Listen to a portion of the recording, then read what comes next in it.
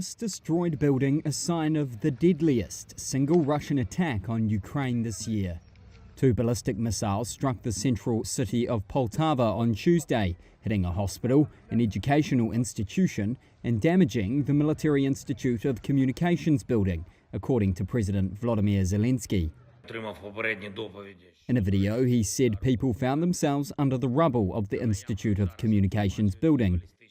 Many were saved, but dozens have been killed and over 200 others were injured in the attack. Zelensky ordered a full investigation. Moscow has intensified its missile and drone attacks on Ukraine 2.5 years into the full-scale war. Ukraine was pummeled by the heaviest bombardment to date last week, while on Monday ballistic and cruise missiles targeted Kyiv. Ukraine has fought back, launching more than 158 drones at Russia at the weekend, damaging an oil refinery near Moscow and a power station. Zelensky repeated his calls for more Western air defences and urged allies to allow their long-range weapons to be used for strikes deeper into Russian territory. Kyiv's troops have mounted their first large-scale cross-border assault into Russia's Kursk region, for which Moscow has vowed to retaliate. Russia did not immediately comment on Tuesday's attack. 12-year-old Rama Abu Saif should be starting 7th grade.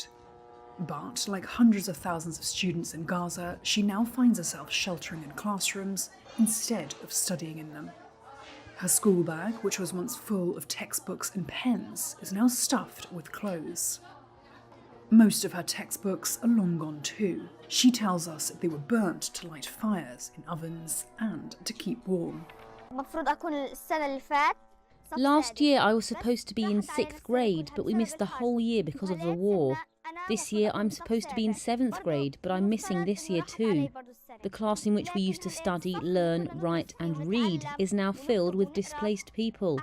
We used to stand in line with the girls and do sports and exercise, but now we are standing in line to get water or at charity kitchens. Rama is one of an estimated 625,000 school-aged children whose education has been interrupted by the Israel-Hamas war. Since the conflict began 11 months ago, schools have been bombed or turned into shelters for displaced people, such as Rama and her family. Instead of waking up and going to school with enthusiasm, now we wake up and wash our faces. It takes us an hour to wash our faces. Then we line up in a long queue for the bathroom. When we finish, we have to go get water, and the line for water is, of course, very, very long. We keep filling salty water, then we go fill drinking water. After we finish, we also line up for the bathroom. Then, when it's time to eat, we line up in front of a charity kitchen like everyone else. The line there is very long. It's a struggle. There's no end in sight for the conflict. The United States, Qatar and Egypt have failed to mediate a deal that would secure a ceasefire and the return of hostages held in Gaza by Hamas. The latest bloodshed in the decades-old Israeli-Palestinian conflict was triggered on October 7th, when Palestinian Islamist group Hamas attacked Israel, killing 1,200 and taking about 250 hostages, according to Israeli tallies. Israel's subsequent assault on the Hamas-governed enclave has since killed over 40,000 Palestinians, according to the Hamas-run health ministry. The European Union faces intermittent shortages of Ozempic into the final quarter of this year. That's due to strong demand for the diabetes drug. But maker Novo Nordisk said this week the problem won't affect all member states. However, the company recommends healthcare workers limit initiating new patients on Ozempic until the supply situation improves. Novo is racing to expand production capacity to meet runaway demand for Ozempic and its related obesity drug Wegovy. Some analysts forecast the obesity drug market could be worth about $150 billion by the early 2030s.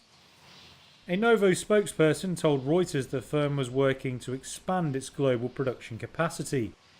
They added the firm is set for almost $6.7 billion in capital expenditures in 2024, just under double last year's number.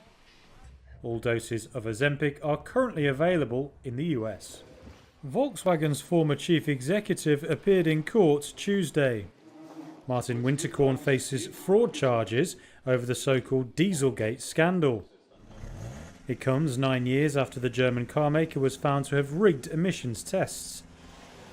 Millions of VW cars were manipulated to pass environmental tests. Winterkorn lost his job in September 2015 and became the figurehead of the scandal, the biggest in VW's history.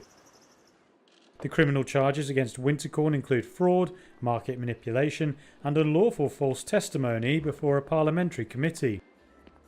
He's also alleged to have failed to inform the capital market in good time about the mass manipulation of diesel engines in 2015. Winterkorn has denied the charges against him. The 77-year-old has suffered from health problems, causing delays to the start of the trial. It was the former CEO's first time in court since February this year, when he appeared as a witness in an investor lawsuit. He denied any involvement in decisions to install the so-called defeat devices that made harmful diesel emissions seem cleaner than they were. Winterkorn faces a fine or a custodial sentence if found guilty. Linda Sun, a former aide to New York Governor Kathy Hochul, left a New York City courthouse on Tuesday after she was charged with secretly acting as an agent of the Chinese government in exchange for millions of dollars in compensation and gifts. Both Sun and her husband, Chris Hu, were arrested Tuesday morning. Each pleaded not guilty to the criminal charges. Gerard Schaefer is a lawyer for Sun. Charges are disappointing, that they are the product of an overly aggressive investigation. Excuse me. And we are looking forward to exercising our right to a speedy trial and addressing these accusations in the forum where it's most appropriate, which is a court of law. Federal prosecutors in Brooklyn said that while working in state government, Sun blocked representatives of the Taiwanese government from meeting with officials and sought to arrange for a high-level New York state official to visit China. In exchange, Chinese government representatives allegedly arranged for millions of dollars in transactions for Sun's husband, who had business activities in China. Prosecutors said the couple used money to buy a 2024 Ferrari Roma sports car, as well as property on New York's Long Island and in Honolulu worth about $6 million. Governor Hochul was not accused of any wrongdoing. A spokesperson for Hochul said her office fired Sun in March 2023 after discovering evidence of misconduct, reported Sun's actions immediately to authorities, and has assisted law enforcement throughout the process. The judge ordered Sun released on $1.5 million bond and Chris Hu on $500,000 bond. But there are dozens of hostages still remaining in Gaza, still waiting for a deal that will bring them home. It is time to finalize that deal. The people of Israel cannot afford to wait any longer. The Palestinian people, who are also suffering the terrible effects of this war, cannot afford to wait any longer. The world cannot afford to wait any longer.